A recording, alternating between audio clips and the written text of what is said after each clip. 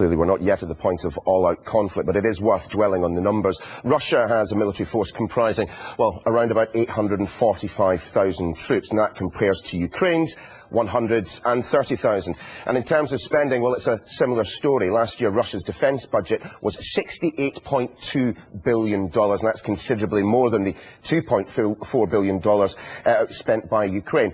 Although Ukraine's military might is not inconsiderable, it has far less strength in the Crimea region, and that's thanks to an agreement brokered in 2010.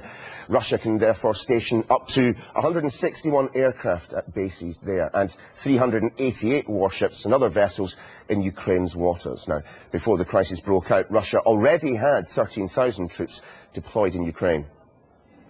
Neil, thank you. Well, with us now is our Foreign Affairs editor, Sam Kiley. We saw there the numbers. No comparison, really, 130,000 to 845,000. Is the reality now that Crimea is effectively under Russian control? Yeah, I don't think there's any prospect of a war unless the Kiev government, the central government, decide to reimpose central command and control over the Crimea. Now, frankly, as Neil's just demonstrated, they don't have the firepower to do that, nor do they have any kind of an incentive. They're going to try to forge much closer links and work diplomatically through the United States, through the European Union, and indeed they're getting a great deal of support, but it's all verbal support at the moment. Last night, President Obama rang Putin. They had a 90-minute conversation between the two presidents in which Mr. Obama laid out his concerns, and Senator Kerry has said that there is a threat to peace and stability in the region. There's a lot of noise coming out of the West, but they don't have any real levers of power.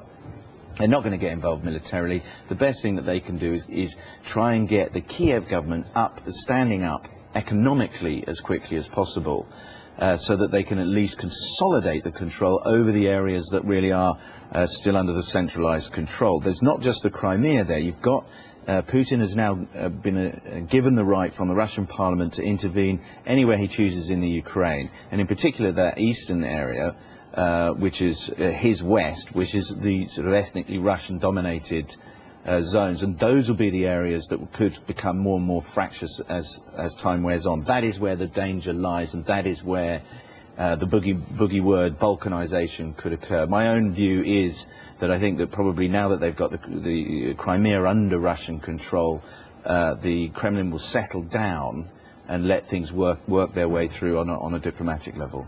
And in your view, is Kiev going to be happy to have Crimea annexed off, as it were?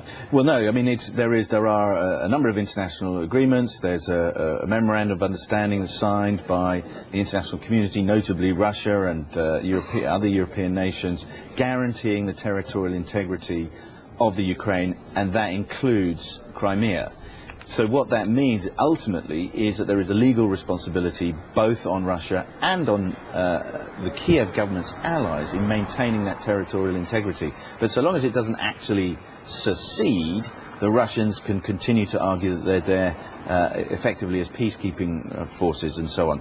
It's not an easy argument to make, but it's not an argument that anybody's going to confront physically. They're going to try and confront it diplomatically. But the worst threat that's come up so far is a sort of petulant line coming out of the West that may snub the G8 summit in June in Sochi. Yeah, and Russia does have to convince that they're not breaking any international law. Sam, for the moment, thank you very much.